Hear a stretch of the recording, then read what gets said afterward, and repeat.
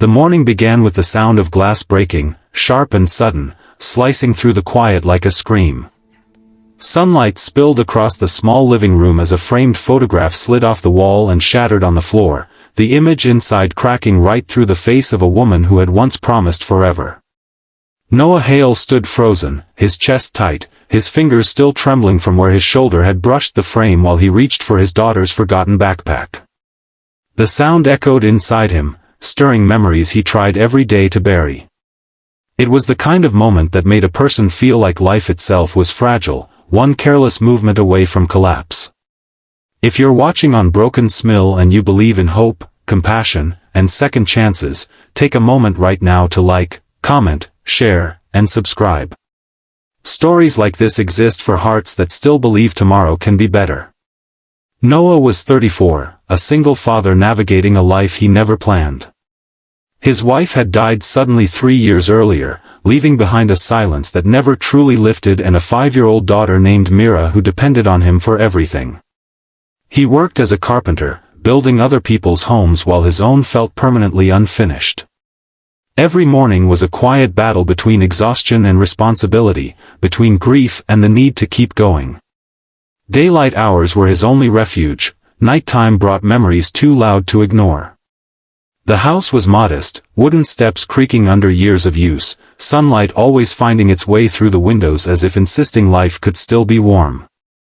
That previous afternoon had been one of those days where the weight became almost unbearable.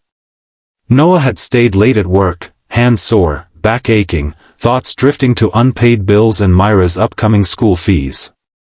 When he returned home, he found a stranger standing on his porch, framed by the afternoon light. She was dressed simply despite an unmistakable air of authority about her, her posture confident but her eyes tired in a way that suggested success had cost her more than it gave. Her name, he later learned, was Aria Cross, though at the time she was just a woman with a broken suitcase wheel and nowhere obvious to go. Their interaction had been brief, awkward, almost forgettable. She had asked about a nearby rental, and Noah, running on exhaustion and dark humor, had made a careless joke about how she could just move in if she wanted. It was the kind of thing people said when they never expected to see each other again. Aria had smiled politely, thanked him, and walked away, dragging her damaged luggage down the path as the sun dipped lower. Noah forgot about her within hours, consumed by dinner, bath time, and the quiet ritual of reading Mira to sleep. Yet the next morning, as he stood staring at shattered glass and fractured memories, a knock echoed through the house. It wasn't loud, but it was firm, confident, like someone who expected the door to open. When Noah pulled it open, the daylight revealed Aria standing there again, only this time she wasn't alone. A sleek black car idled at the curb, and a driver waited patiently inside. Aria's suitcase stood upright, replaced with a newer one, and her expression held something between resolve and vulnerability. The shock hit Noah harder than the breaking glass. His mind struggled to catch up as reality rearranged itself. This wasn't coincidence, this was intention. Aria Cross wasn't just a traveler with bad luck. She was the CEO of a global tech firm, a woman whose name appeared in business headlines, a symbol of success and control. And yet there she stood, asking if his joke had been serious. Daylight streamed around them, illuminating dust in the air, highlighting the contrast between their lives. Noah's home smelled of coffee and sawdust, of pancakes and childhood. Aria carried the faint scent of hotels and airports, of boardrooms and long nights.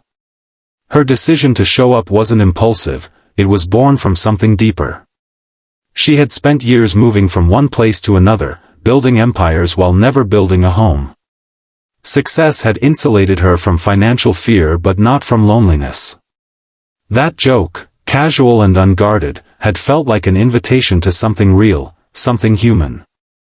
As the day unfolded, tension settled into every corner of the house. Noah wrestled with fear disguised as responsibility. He worried about Mira, about disruption, about allowing someone so powerful and unpredictable into their fragile routine. Aria, in turn, struggled with her own doubts. Accustomed to control, she found herself stepping into a life where she had none, where toys littered the floor and schedules revolved around school pickups rather than stock prices. The sunlight outside remained steady, as if observing their hesitation with quiet patience.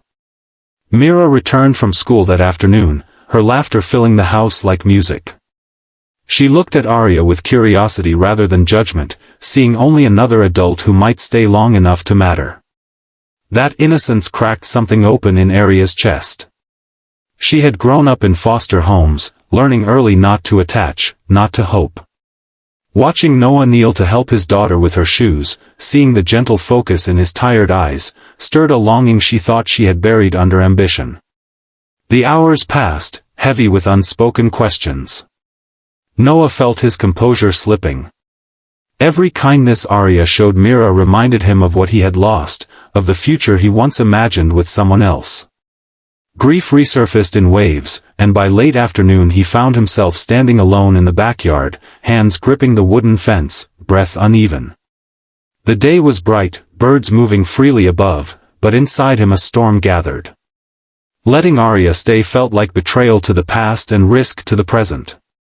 Arya watched him from a distance, recognizing the signs of a man nearing his breaking point. For the first time in years, she allowed herself to not solve the problem immediately. She didn't reach for her phone or issue commands. She waited. That waiting, that restraint, became the most courageous act she'd taken in years. When Noah finally broke, it wasn't loud. It was the quiet kind of collapse, shoulders sagging, eyes burning as he confronted the reality that he couldn't keep living half alive. He realized that his joke hadn't been careless at all. It had been a crack in his armor, a wish disguised as humor. He didn't need saving, but he needed connection, and so did she. As evening approached, sunlight softened, casting long shadows across the yard. The decision was made not through grand gestures but through small, honest acknowledgments. Arya would stay, not as a solution but as a possibility. Not forever, not yet, but long enough to see what might grow. If this story has touched your heart so far, please take a moment to support it. Your likes, shares, and subscriptions help stories like this reach people who need them. Before the final moments, the creators ask you to comment below with what this story made you feel, because your words matter more than you know. The final daybreak of the story arrives quietly. Noah wakes to the sound of Mira laughing in the kitchen, Arya attempting to make breakfast with more effort than skill. Sunlight fills the house again, not harsh but warm, wrapping the space in something close to peace. Noah stands in the doorway, realizing that healing doesn't erase loss, it builds around it. Arya catches his gaze, no promises exchanged, only understanding. Life doesn't suddenly become perfect. Arya still carries responsibilities that may one day pull her away. Noah still wakes with grief heavy in his chest. But something fundamental has shifted. The house feels less like a shelter and more like a home. Mira feels it too, moving with lighter steps, sensing stability in the air. If this story touched your heart, please support it by liking, sharing, commenting, and subscribing. Your support keeps stories of hope alive. The camera pulls back as the three of them step onto the porch together, the day wide open before them. No grand declarations, no guarantees, just the courage to stand in the light and try again. And in that quiet resolve lies the most powerful truth of all. Sometimes, a single joke becomes a doorway, and the courage to open it can change everything.